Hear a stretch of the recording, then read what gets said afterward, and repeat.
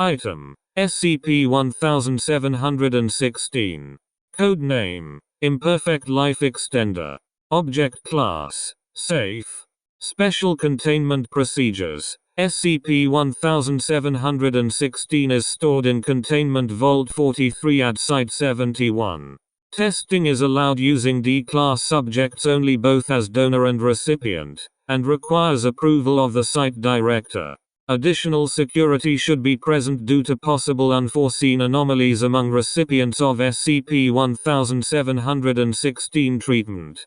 SCP-1716-1 is held in Containment Vault 45 pending approval of testing protocol by the Foundation Ethics Committee. It is not to be connected or experimented on until such protocol is finalized. Description: SCP-1716 is a set of 2 wooden chairs, both connected by multiple copper and redacted wires to an anomalous electronic device. A set of contacts, resembling electrical contacts, but composed of non-conductive, redacted, are attached to 2 test subjects, one in each chair, when SCP-1716 is in operation. The apparent intent of SCP-1716 is to transfer life energy from a donor to a recipient, making the recipient healthier at the expense of weakening the donor. SCP-1716 violates most known physical and biological principles, apparently operating on the theory that life force is a transmissible form of energy similar to electricity. A number of unidentified components in the central device facilitate the transfer. Experimentation has demonstrated that SCP-1716 is flawed in several ways. Life energy transfer operates at approximately 10% efficiency, that is, a donor would be aged the equivalent of 10 years to make a recipient 1 year younger. With regard to cellular health, note that SCP-1716 does not literally transform test subjects into younger versions of themselves. Transfer of life energy also transfers portions of the memories and knowledge of the donor to the recipient. Notes found with the device indicate this was not an intended function, but the developers were unable to eliminate it. Memory transfer occurs randomly. Extensive use of SCP-1716 will leave the donor mentally incapacitated, while transferring primarily incomplete, useless knowledge to the recipient. Recipients are generally disoriented and confused while attempting to integrate the acquired information, which frequently conflicts with their own memories and experiences. See experiment of the 19th of November 1942 as described below. Foundation researchers have not replicated this effect, but have no reason to disbelieve the report. SCP-1716 was obtained by the Foundation in 1942. An anonymous contact led Foundation agents to a recently abandoned laboratories, where SCP-1716 was found, along with a journal describing its development. See Addendum. SCP-1716 was extensively tested by Foundation Research and Development between 1943 and 19, when research of this type was abolished by O5 Directive 29, in attempts to improve the efficiency of life energy transfer, making SCP-1716 a practical life extension device. Eliminate the effects of SCP-1716 on memory. Separate enhance control the memory effects. Attempts were made to both create a machine for the instant transfer of knowledge between 2 individuals, and to create an early version of a class Omega amnestic. No practical applications of SCP-1716 were successfully developed. SCP-1716-1 was confiscated in 20 during a raid on a warehouse owned by Marshall, Carter, and Dark. It has been determined to be version 17 of the central device of SCP-1716. The complete SCP-1716 in Foundation containment uses version 4. Addendum 1. Extracts from a journal found with SCP-1716 on initial containment. The 6th of July 1942 received an odd visitor today. Calls himself Benjamin Phineas Dark. One strange little man. I'm not sure what to make of him. He was driven up here in a Mercedes-Benz limousine like some head of state. Looks straight out of Victorian England in the suit he wore, and carried on about how I am going to help him with his great project. I don't think it even occurred to him that I might refuse. He came full of high praise for my work in electronics, and believes we can combine my theories with some of his own to produce something truly unique, in his words. We'll find out more shortly. The 6th of September 1942 met again with Dark.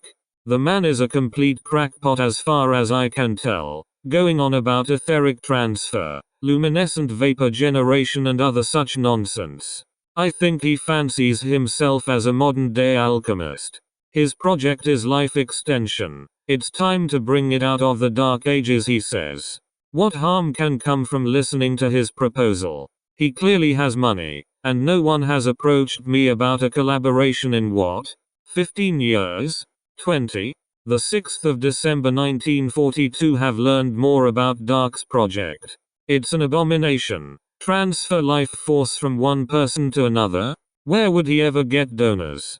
Dark laughed and said everything is a commodity, even life. Especially life. What would an extra year of life be worth to you? What would one less be worth to a 20-year-old? I can't resist thinking about the idea. I'll be 86 next month. After all, what harm can come from it? As I said, the man is a crackpot. The 16th of June 1942 received more specifics on what Dark wants me to design. He will be supplying components of his own design. Didn't want to go into detail about how any of it worked. I just need to know the input and output, not the process. I'm skeptical, but he's the one in charge. The 25th of June 1942, no idea if it will work, but I can build it to his specifications. The 9th of February 1942, a prototype is ready. Haven't worked this hard in years. Dark wants to test it as soon as possible. Where is he going to get test subjects? The 9th of May 1942, testing in 2 hours. I don't know where Dark found such a disreputable class of people for his test subjects, or what he told them. Can only pray that it doesn't work. Horizontal ellipsis. How did I ever get involved with this? Success. Of a sort. The recipient does look a good bit better, but seems totally confused and disoriented.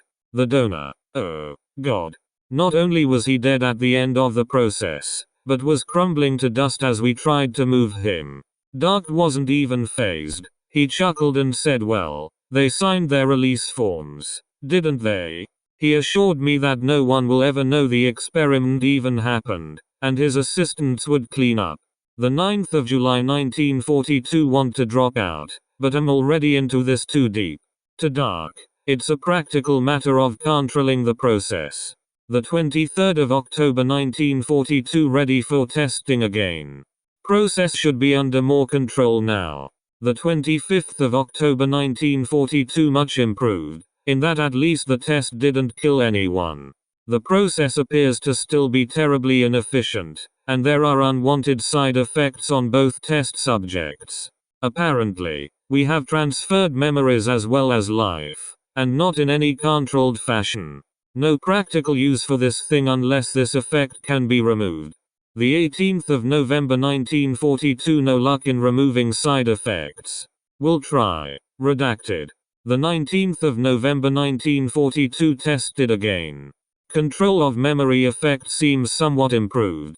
A new issue arose. The recipient was glowing faintly, and we all began to feel weaker in his presence. He has been isolated, and everyone has been ordered to stay at least 5 meters away from him. What will we do with him? We're not equipped to handle anything like this. The 20th of November 1942, subject escaped. 2 and the guard was found dead, drained in the same manner as the first donor. Dark does not seem terribly concerned. In fact, he had difficulty concealing his enthusiasm. Could he have actually wanted to see this effect? I still feel weak, but Dark appears to be fine today. Odd. The 21st of November 1942. Dark says we have done enough here, that he needs to visit up in Maine, then at the Great Library wherever that is. He is planning to take the prototype tomorrow, and ordered me to burn all of my notes. Not going to do it. Spoke to someone last year who I think can help. Dark will be furious, but perhaps he will believe we have been monitored all along. I am definitely ill from the brief exposure to that test subject. Punishment for my selfishness? The journal author, redacted, apparently contacted Foundation agent that day, and SCP-1716 was secured before it could be moved. Efforts to locate Dark unsuccessful. Author interviewed by Foundation agents the 24th of November 1942. Provided no useful information beyond what was in his journal. Author deceased, the 1st of June 1943. Addendum 2. 4.12.201. The Foundation has received information from a reliable source within the Marshall, Carter, and Dark Club that the Life Extension Institute is a Marshall, Carter and Dark Front organization, offering selected members life extension at a cost of £, redacted, per year. The Institute appears to obtain donors from the general public via advertisements for paid clinical trials. Proposal pending to infiltrate the Institute using a Foundation operative posing as a donor, to determine whether a fully functional version of SCP-1716 now exists, and if so, its location. Footnotes. 1. See Person of Interest File D012. 2. Subject is believed to have been captured and contained as SCP in 1975.